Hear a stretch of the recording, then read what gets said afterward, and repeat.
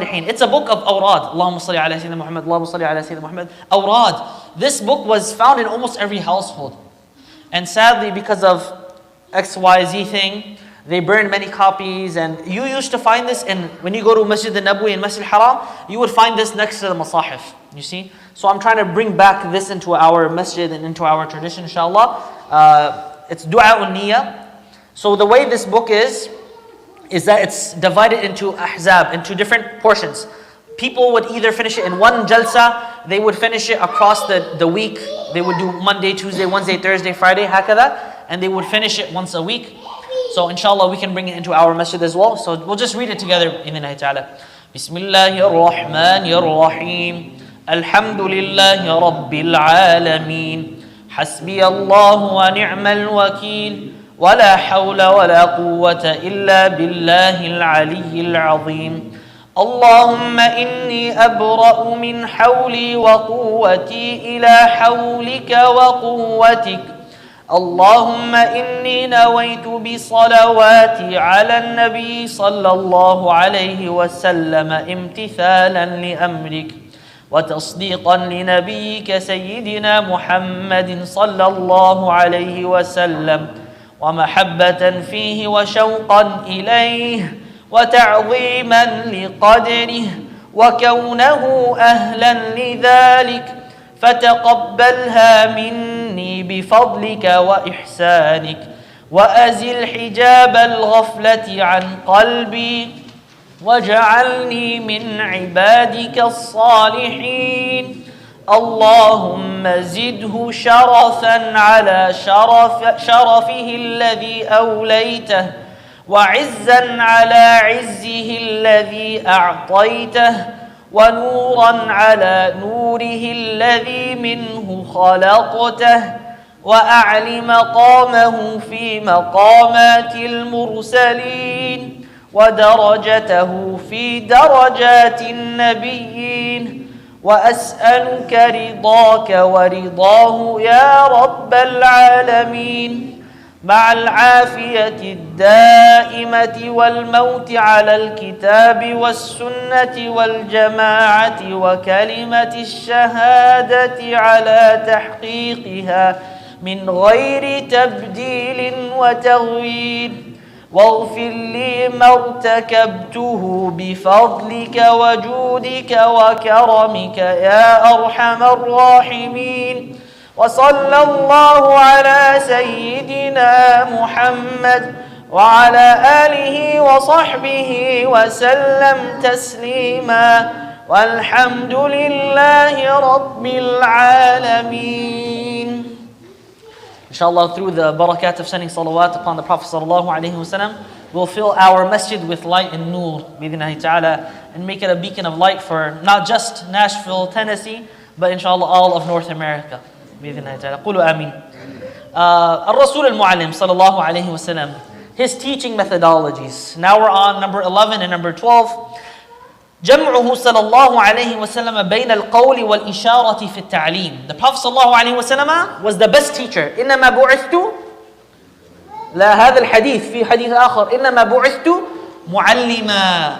The Prophet صلى الله عليه وسلم was only sent as a teacher to mankind. When he was given the choice to sit in majlis dhikr or majlis ilm, a gathering of dhikr or a gathering of ilm, what did he صلى الله عليه وسلم choose?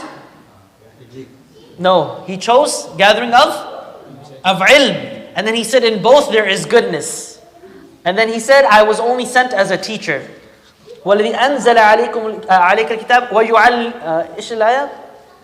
أنزل عليك الكتاب ويعلمكم. What's the ayah? وَيُعَلِّمُ الْكِتَابَ وَالْحِكْمَةَ. Na'am. The Prophet came to teach us.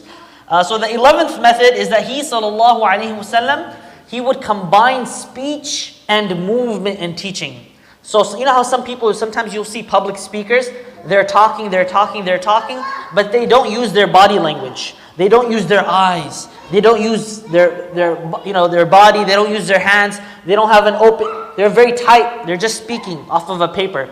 The Prophet ﷺ, all of these public speaking techniques, you can literally just learn them from how the Prophet ﷺ used to teach. Subhanallah.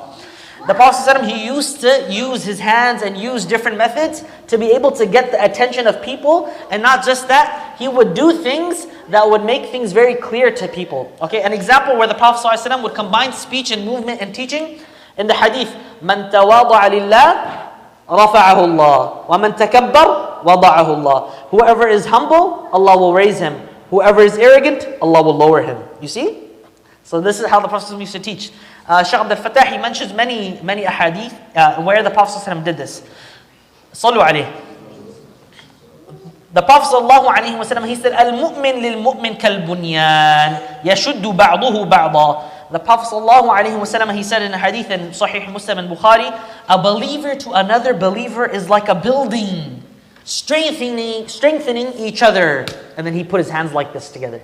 A Muslim to a Muslim is like a building. They strengthen each other. And he put his hands together like this. You see, the Prophet ﷺ gave this physical example so that it would click even more with the Sahaba. Does anybody remember any instances from the hadith that they have memorized? Before I even mention them. Dr. Khalid, do you know any? Where he used his hands to show something. أَنَا وَكَافِلُ الْيَتِيمِ كَهَاتَيْنِ. Myself and the one who takes care of the orphan are like this close on the Day of Judgment. Like this close. He putting his ring finger and his middle finger. He said, this is how close we are. Only small little space in between. The one who takes care of the orphan. And subhanAllah, this hadith is so powerful because only Rasulullah ﷺ knows the pain. Sallu alayhi. He knows the pain of what it's like to grow up as an orphan. أَلَمْ يَجِدِكَ يَتِيمًا فَآوَى. He knows the pain that an orphan feels, subhanAllah. So you can imagine when he says this hadith, he says, أَنَا وَكَافِرُ الْيَتِيمِ. Myself and the one who takes care of the orphan child, the one who does not have parents to look after him, like this, or her, like this, subhanAllah. So he uses examples like this so that the Sahaba, they remember these moments from the Prophet ﷺ. Remember last week we also spoke about how he used to draw in the sand to be able to do it? So, using projectors and this is also from applying the sunnah of the Prophet ﷺ. We need a projector in the masjid, by the way. We'll work on it, inshallah. The next hadith. We have? We have, but we don't use it because it's the... Yeah, screen, yeah. So that's why I put the TV, but you can use TV like a projector. Yeah, the TV is like a projector. Inshallah, for the Andalus, we're going to do that, bidinillah ta'ala. Use the TVs as a projector. Dr. Awad and myself, Dr. Awad mainly, is going to be doing a presentation on Al-Andalus on Friday, bidinillah ta'ala. So I encourage everyone for that. The next hadith, the Prophet sallallahu alayhi wa sallam, sallu alayhi. This one's a little bit longer, I'll mention part of it. The Prophet sallallahu alayhi wa sallam, Jabir ibn Abdullah, he said that about the Prophet sallallahu alayhi wa sallam, during Hajj, about Hajj. Jabir, he said, if I was able to redo what I have just done, I would not have offered my sacrifice, I would have made it an umrah. So whoever amongst you does not have an animal to sacrifice may end his ihram. And basically, khulasat al-hadith is very long. Before, in the Jahiliyyah time, they had a prohibition, okay, that forbade performing umrah during the months of Hajj. That forbade performing umrah in the months of Hajj. Khalas, the months of Hajj, as you know what they are, no, ma fi umrah. But the Prophet said, no. The umrah has been included in the Hajj. Meaning you could perform umrah at the time of Hajj, during the months of Hajj, there's no problem in it. He said, دخلت العمرة في الحج. دخلت العمرة في الحج. The Prophet ﷺ, he said it like that. The point is that the Prophet ﷺ, when he said that the Umrah in Hajj, دخلت العمرة في الحج, that the Umrah has entered into the Hajj, he put his hands together like this, or like this. He put his fingers like this. Umrah and Hajj are like this. Umrah and Hajj are like this. Umrah and Hajj are like this, together. So you see that the Prophet ﷺ, again, using his hands, both of his hands, to do that. That's why when I talk, I prefer not having to hold the mic. When you hold the mic, you're basically half of your body, mashallah, is limited, and one of them is moving around. But when you have a mic that's here and here, khalas, you have the freedom to do whatever you want. Do you agree, doctor? Yeah. It's so much more, and I'm sure you as well, it's a lot more comfortable when you speak and you have both of your hands and you can use, and you're not restricted. The next hadith, in Bukhari and Muslim again, a lengthy hadith that talked about the 3 infants who spoke in their cradle. Who knows the 3 infants? We mentioned literally in this. Yesterday was which story? Asya. The one who combed the hair of Fir'aun. Remember that one from Isra al-Mi'raj? And then there's also from Ashab al-Ukhdud, the one right before she was pushed into the fire in the trenches. The child gave her strength. and then of course Isa alayhi salam. I read that in Fajr today actually. So the hadith is the Prophet ﷺ mentioned them as Isa alayhi salam, the son of Mary, the infant son of Junaid, the monk. Then the Prophet ﷺ, this is the shahid, okay? Subhanallah, this is very beautiful. A lady from Banu Israel, was breastfeeding her child, okay? A lady from Banu Israel was breastfeeding her child when a handsome rider passed by her. So a lady was breastfeeding her child when a handsome rider passed by her, and she said, "Ya Allah, make my child like him." She said, what's in the Arabic? Allahumma ja'al ibni mithla. May Allah make my child like him. Then the child left the breast of his mother and faced the rider. And he said, "Ya Allah, don't make me like him." And then the child went back to the breast of his mother. And Abu Hurairah radiallahu anhu, he narrates that as if I'm looking to the Prophet ﷺ sucking his finger. Meaning when he was teaching this, he said the child was sucking, was getting fed. And then he took it out and then he spoke. And then a while passed and a group was passed by and they were dragging and harassing a female slave. Astaghfirullah.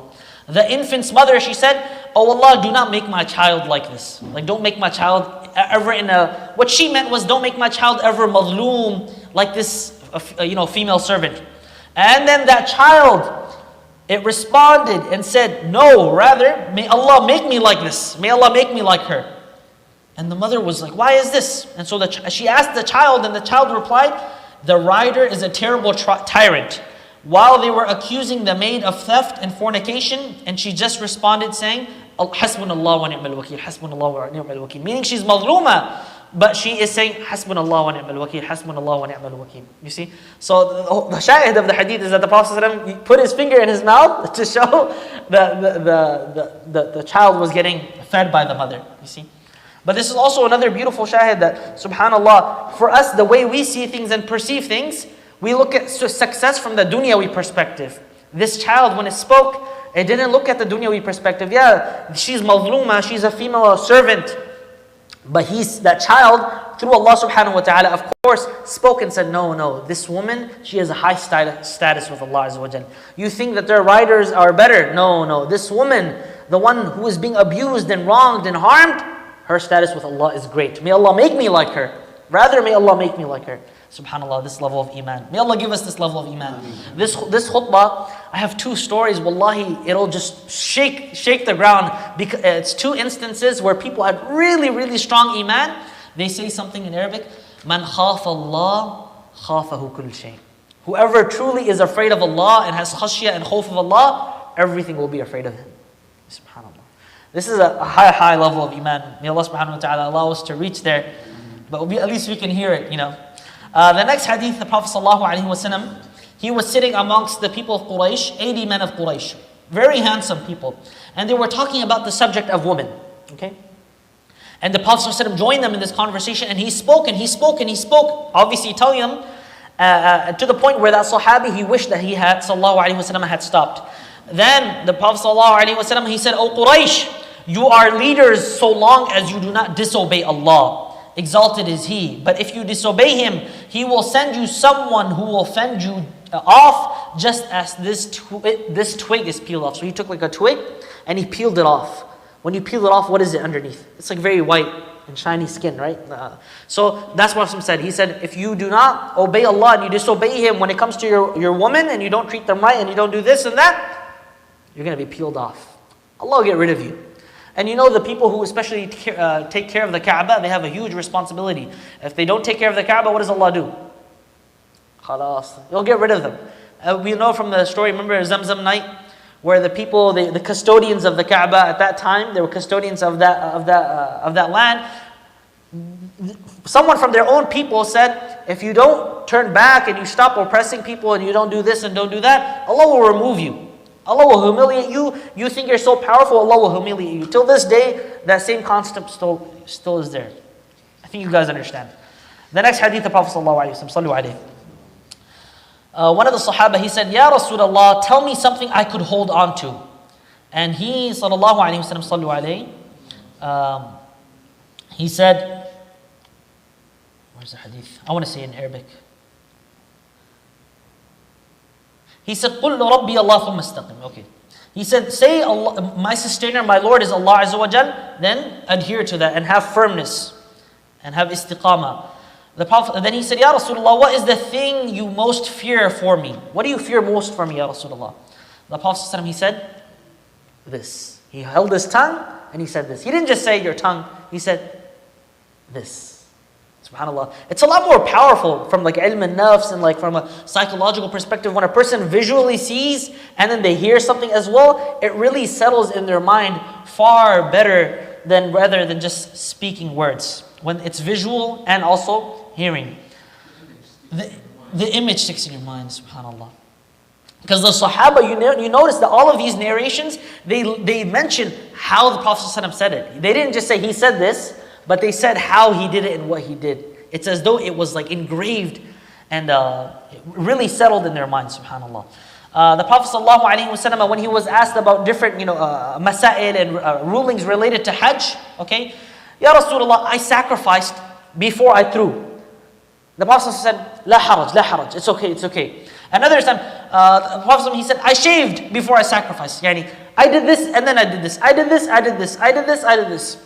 He said, La haraj, it's okay, it's okay, it's okay. As long as you do the arkan, la haraj. That's why, subhanAllah, this hadith is so beautiful because it shows you there's so much flexibility, especially when it comes to the rulings of Hajj. In Hajj, you have to do it in all the madhab. You cannot do one madhab. Even the people that are the most strict when it comes to, they cannot. Because it's so impossible to follow one madhab with all of the things and all of the traffic and everything that is going on. La haraj. It's easy, let it go. The next hadith, the Prophet ﷺ, when he was talking about the day of resurrection, that the people on the day of resurrection, the sun will be brought close to the creation till it's about a mile away from them. People will then be surrounded by their own sweat to their deeds, okay, according to their deeds. There will be those whose sweat will be up to their ankles, and those to their knees, and those to their hips, and there will be those who will be completely, submerged in it. And the Prophet put his hand to his mouth, meaning to this level they will reach it. And a Sahabi narrated this hadith, and then he said till the even above his head, meaning that it'll reach to this level. We ask Allah subhanahu wa ta'ala to put us under his arsh, in his shade.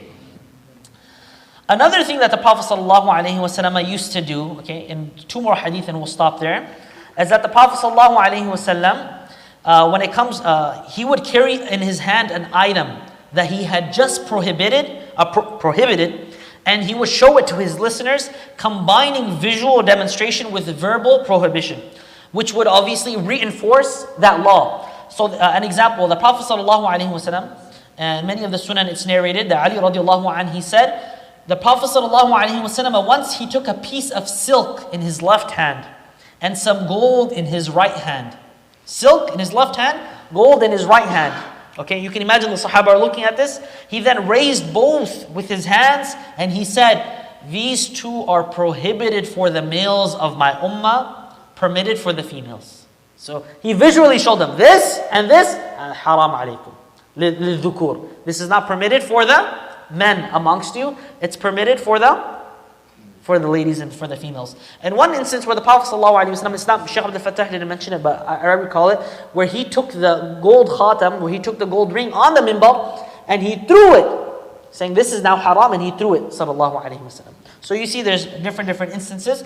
One time, and we'll end with this inshallah, the Prophet ﷺ, at times of jihad, and when the proceeds and the booty of war would come, he would take a hair, a hair of a camel from the proceeds of war, and he said, my share in this, my share in it is just as the share of any one of you.